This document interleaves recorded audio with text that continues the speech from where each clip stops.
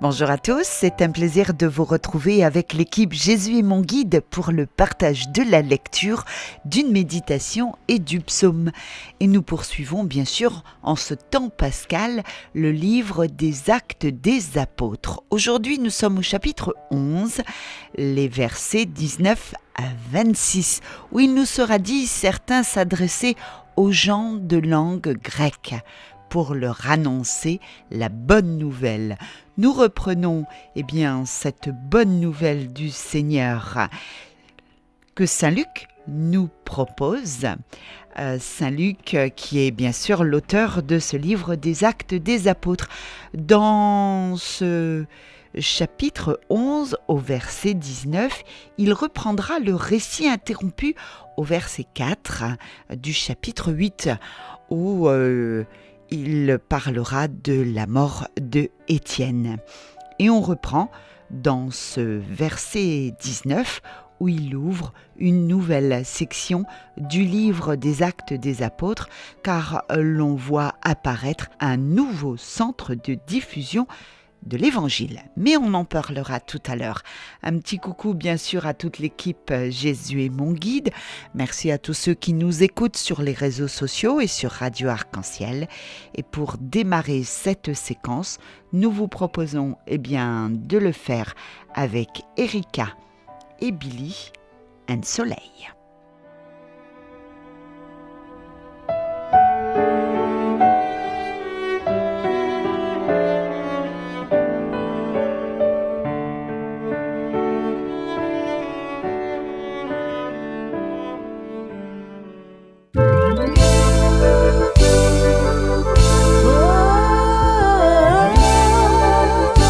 Au soleil,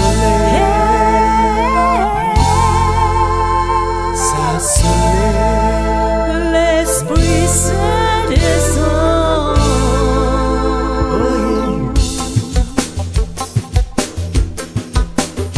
Et soleil a fait lever le nous, et soleil a fait lever le nous, et soleil a fait lever le nous pays.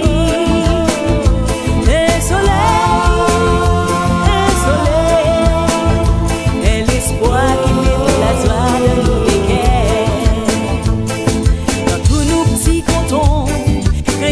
besoin ensemble, puis apprendre à vivre ensemble, vivre d'après l'idée bon Dieu. Sa bonne communauté, c'est l'église pour demain. L'église vivante, et bien pour masse, loin même ses mains. Et soleil a fait lever le nous, et soleil a fait lever le nous, et soleil a fait lever le nous pays. Et soleil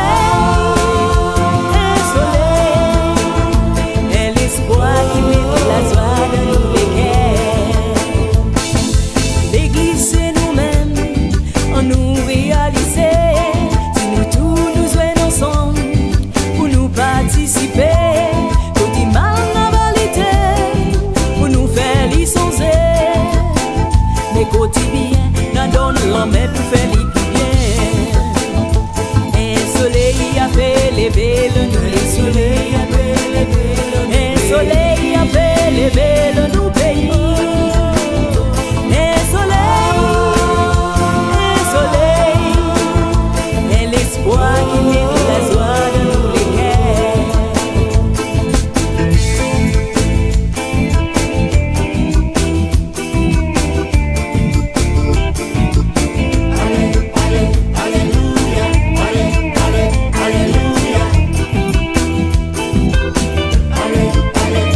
Alléluia, alléluia. Alors ce moment frère, on nous travaille ensemble, on nous cause des épaules pour faire la terre vine son royaume.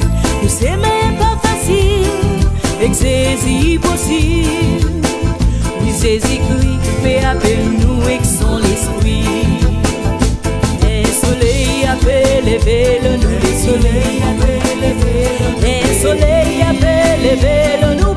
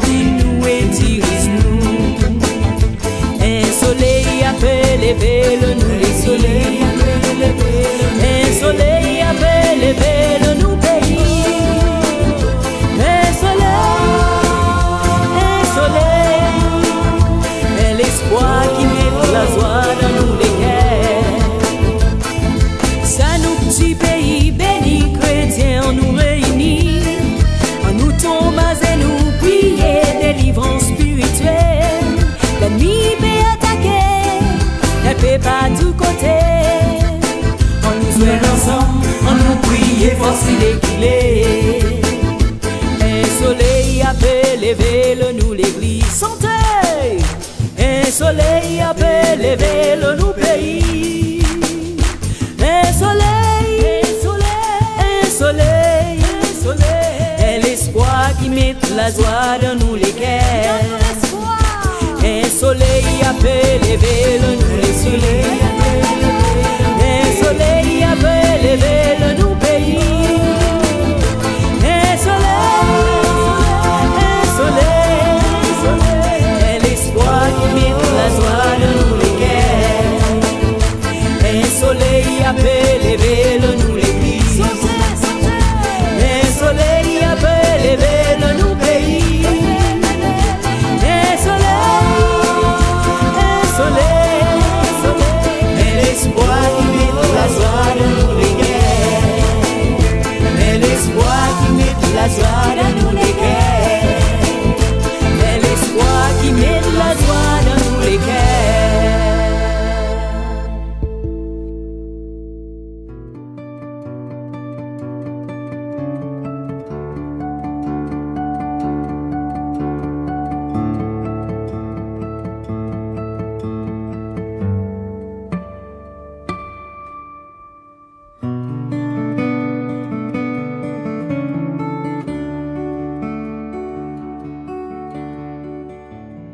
Lecture du livre des Actes des Apôtres.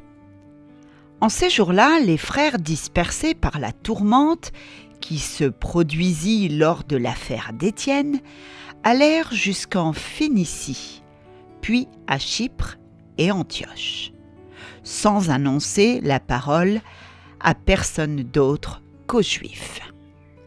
Parmi eux, il y avait qui étaient originaires de Chypre et de Cyrène, et qui, en arrivant à Antioche, s'adressaient aussi aux gens de langue grecque, pour leur annoncer la bonne nouvelle.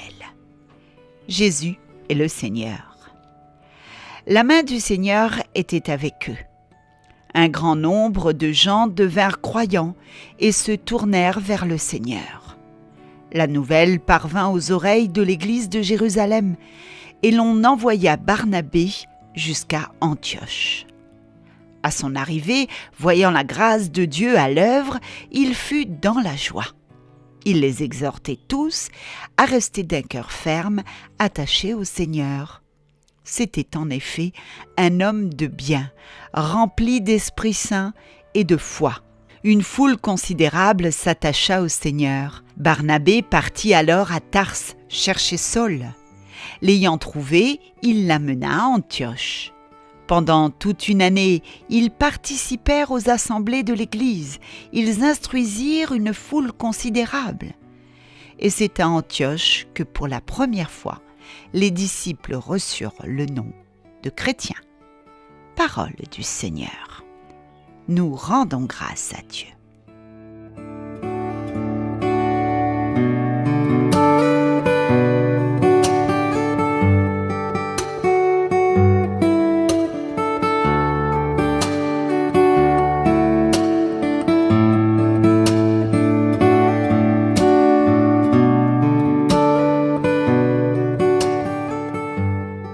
Comme je le disais tout à l'heure, dans le verset 19, on ouvre une nouvelle section du livre des Actes.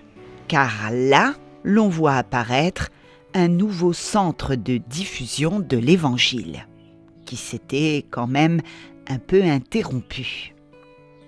Une assemblée se forme, hors du pays d'Israël, à Antioche, de Syrie.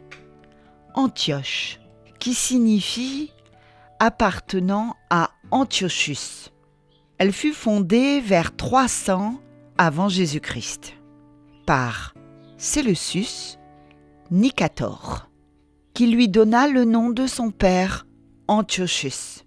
Quand la Syrie devint province romaine vers 64 avant Jésus-Christ, Antioche garda son rang de capitale. Dans l'Antiquité, on l'appelait Antioche l'Admirable, couronne de l'Orient ou la troisième capitale de l'Empire romain. à cause de la beauté de ses environs, de l'importance de son commerce et de sa position stratégique à l'intersection des routes venant des 4 coins cardinaux. Au temps des apôtres, Antioche aurait atteint 500 000 habitants. Bien sûr, cette assemblée se forme au milieu d'un monde païen, par la libre action de l'Esprit Saint, car sans lui, on ne peut rien faire. Dieu agit dans cette ville d'une manière souveraine, indépendamment de la présence d'un apôtre. Dieu y conduit de simples croyants pour commencer cette œuvre nouvelle. Antioche, la 3e ville de l'Empire romain, pas plus que Rome, la capitale, ne pourra jamais s'enorgueillir d'avoir été fondée par un apôtre. Eh bien, se forme, à ce moment-là, une assemblée. Dieu a permis que les disciples de Jérusalem soient dispersés lors de la persécution survenue après la mort d'Étienne. La porte de la grâce, fermée aux Juifs par le martyre d'Étienne, s'ouvre aux nations. Dieu commence cette œuvre de grâce en utilisant diverses relais. La méthode divine pour prévenir le choc des cultures et des traditions est admirable. Ceux de Judée n'annoncent l'Évangile qu'aux Juifs. Certains d'entre eux, originaires de Chypre et d'Afrique du Nord, sont plus ouverts. Un nouveau relais entre alors en jeu. Arrivés à Antioche, ils n'hésitent pas à parler du Seigneur aux païens grecs. La substance de leur prédication est simple. Ils annoncent le Seigneur Jésus. Le Seigneur bénit ces pionniers qui n'ont pas reculé devant les barrières culturelles. Un grand nombre de Grecs se tournent vers le Seigneur et une assemblée se forme. Tel est le fruit de la persécution, de la fidélité et de l'amour du prochain. Alors nous aussi, portons cette bonne nouvelle à tous, même avec les barrières qu'il peut y avoir. Le Seigneur est plus fort que ces barrières et l'Esprit Saint est là pour nous donner la force. Alors n'ayons pas peur d'annoncer la bonne nouvelle à tous ceux que nous croisons. Et là, on voit à Antioche l'arrivée de Barnabé ou Barnabas. La nouvelle de la conversion des païens arrive jusqu'à Jérusalem et la grâce continue d'agir. Barnabé, le fils de consolation, est délégué à Antioche. Il a la confiance des frères de Jérusalem. De plus, il est originaire de Chypre, comme certains pionniers juifs d'Antioche. Que le Seigneur suscite aujourd'hui des hommes et des femmes aussi disponibles que Barnabé, prêts à être envoyés par l'Évangile aux terres étrangères. L'Assemblée à Jérusalem est un autre exemple de disponibilité. Elle n'hésite pas à se séparer de Barnabé, l'un de ses meilleurs éléments, pour le service du Seigneur. Il était un homme de bien, plein de l'Esprit Saint et de foi. Il arrive donc à Antioche, mais pas en inquisiteur, ou pour simplement voir si tout est en ordre. Il y vient dans un état d'esprit entièrement positif pour constater ce que la grâce de Dieu a produit, indépendamment des apôtres. En voyant le grand nombre de païens convertis, Barnabé se réjouit. Il les exhorte à demeurer attachés au Seigneur de tout leur cœur. Dieu bénit son ministère et multiplie les conversions, à tel point qu'une grande foule est ajoutée au Seigneur. L'influence bénie de Barnabé n'est pas due à ses propres mérites, mais à l'action de l'Esprit Saint en lui. Dans sa sphère d'activité et de responsabilité, Rappelons-nous toujours le magnifique exemple de Barnabé quand nous désirons aider de nouveaux convertis. Conscient de ses limites, en face d'une œuvre toute nouvelle, Barnabé va chercher Saul à Tarse pour l'aider à enseigner ses nouveaux convertis. Barnabé manifeste dans ce geste beaucoup d'humilité, car il aurait pu facilement profiter de sa popularité à Antioche. Il sait que Saul ne sera jamais son adjoint, car Dieu lui a confié une mission particulière. On pourra le retrouver dans la lettre aux Galates. Dans une heureuse communion, ils enseignent ensemble l'assemblée pendant 1 an. C'est là qu'en voyant vivre les disciples, on leur donne le nom de chrétiens. Peut-être un sobriquet appliqué aux disciples du Christ ou simplement une étiquette pour classer ce nouveau groupe. Mais par leur témoignage de fidélité, les premiers chrétiens donnèrent à ce surnom un sens honorable. Ils en firent même un titre de gloire car il contient le nom du Christ. Chrétien, Christ. Remarquez bien une chose, que les disciples ne furent pas nommés d'après Paul ou Barnabé ou Barnabas. Ce sont les hommes qui aiment à se réclamer de leur conducteur. Le surnom de chrétien démontre, d'une part, que les serviteurs de Dieu n'attiraient pas l'attention sur eux-mêmes, mais sur le Christ. Et d'autre part, que les disciples, si différents par leurs origines, suivaient le Christ et non des hommes. Seul le Christ les unissait, non leur culture, leur race ou même leur langue. Un nouvel étalon est introduit. Ce n'est plus qui ils sont, comme précédemment des disciples des Nazaréens, mais de qui ils sont, de Christ. L'assemblée à Antioche est une assemblée modèle par son zèle et son équilibre. Quel exemple pour nous aujourd'hui! Les frères enseignent la doctrine, évangélisent dans leur milieu ou partent en mission. Elle est aussi remarquable par sa croissance. Quelques disciples annoncent d'abord l'Évangile, puis un grand nombre se tournent vers le Seigneur. Enfin, une grande foule est ajoutée au Seigneur.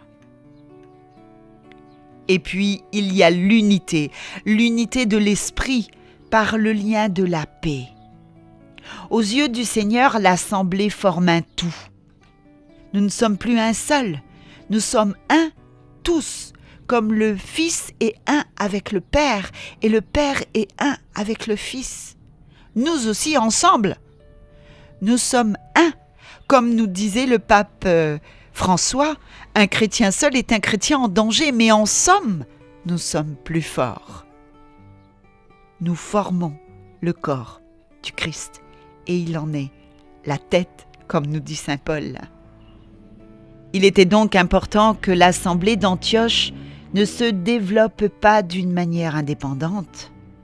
Rien n'est plus éloigné de l'esprit de l'Évangile qu'un esprit d'indépendance, car, comme membres du corps de Christ, nous avons tous besoin des uns des autres.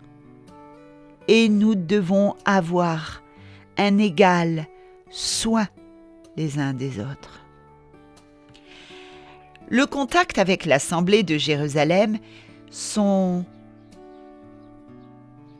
entretenus. Des prophètes descendent à Jérusalem, à Antioche. Ainsi, l'unité de l'esprit par les liens de la paix est maintenue, tout en préservant la liberté en Christ. Cette unité se manifeste d'une manière concrète par l'envoi d'un don pour les chrétiens de Judée qui, selon une prophétie d'Agabus, vont connaître une grande famine. Agabus est prophète, un don mentionné par la première fois dans le livre des Actes. On trouve les prophètes non seulement dans le peuple juif, sous la loi, mais aussi dans l'Église naissante où leur rôle consistait à révéler la volonté et la pensée de Dieu. Pour manifester leur sympathie envers des membres du corps du Christ et subvenir à leurs besoins d'une manière tangible, les frères d'Antioche font parvenir un don aux anciens de l'Assemblée, un terme qui apparaît pour la première fois dans le livre des Actes, en relation avec l'Assemblée. Il est beau de les voir aider des Juifs qui, comme nation, traitaient les Grecs de chiens. Mais l'Évangile ne connaît pas de barrière. Nous l'avons déjà dit tout à l'heure. Les frères donnent selon leurs moyens, un principe nouveau pour les Juifs chrétiens qui auparavant donnaient la dîme. Le Nouveau Testament ne reconnaît aucun autre principe. Il fait appel à la générosité, au cœur et à la conscience de chacun, tout en préservant la liberté individuelle. Dieu n'épargne pas les difficultés, mais donne le moyen de les surmonter. Les frères de Jérusalem en font l'expérience. La foi et la sagesse prévoyante des frères d'Antioche est exemplaire. Anticipant la famine annoncée, ils envoient des ressources à Jérusalem. Ceci est d'autant plus remarquable qu'ils ne seraient eux-mêmes probablement pas épargnés à Antioche. Sous l'empereur Claude, de 41 à 54 après Jésus-Christ, on sait qu'une grande partie de l'Empire connut la sécheresse pendant plusieurs années et qu'elle causa de sérieuses restrictions alimentaires. Alors n'ayons pas peur de porter secours à nos frères, quels qu'ils soient. Quels qu'ils soient. Soyons des témoins du Christ, soyons des porteurs de la bonne nouvelle. Soyons des frères unis les uns avec les autres. Au nom du Christ, pour le Christ, en Christ. Amen.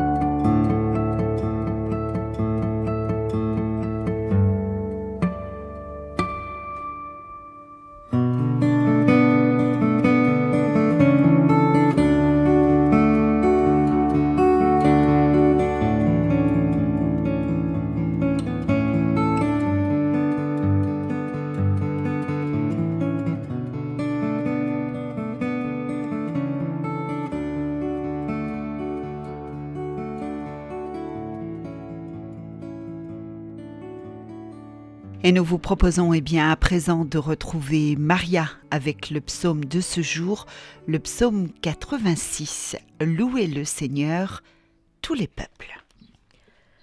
Louez le Seigneur, tous les peuples. Louez le Seigneur, tous les peuples. Elle est fondée sur les montagnes saintes. Le Seigneur aime les portes de Sion, plus que toutes les demeures de Jacob. Pour ta gloire, on parle de toi, ville de Dieu. Louez le Seigneur, tous les peuples.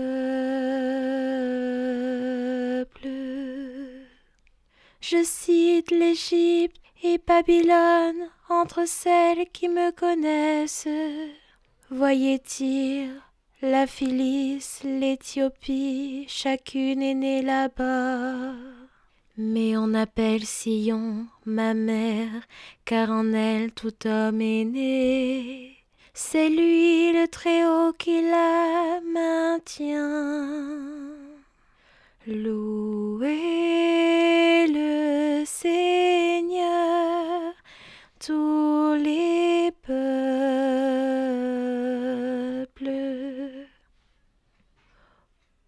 Au registre des peuples, le Seigneur écrit, chacun est né là-bas.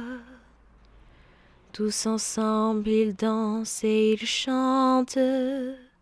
En toi, toutes nos sources. Louez le Seigneur, tous les peuples.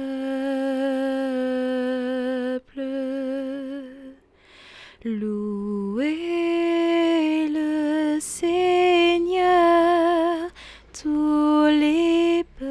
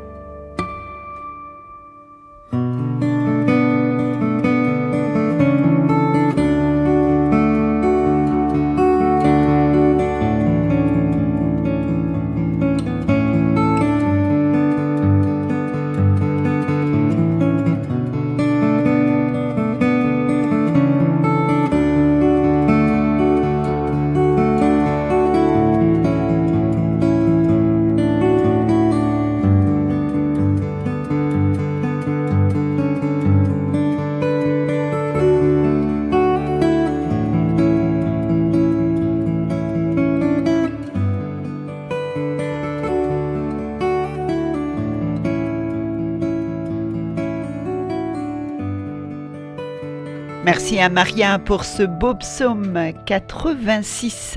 Louez le Seigneur, tous les peuples. Il est déjà l'heure de nous séparer.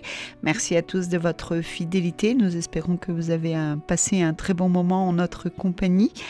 On se retrouve très prochainement à nouveau avec l'équipe Jésus est mon guide pour le partage de la lecture d'une méditation et du psaume. On se retrouve dès demain avec une autre personne qui partagera ce beau livre des Actes des Apôtres. On vous souhaite un excellent moment et on se dit à très bientôt. Salut, bye bye, à plus. Et on se quitte avec le groupe Gospel. Allez annoncer la bonne nouvelle. C'est notre mission à tous, alors en route et bon chemin.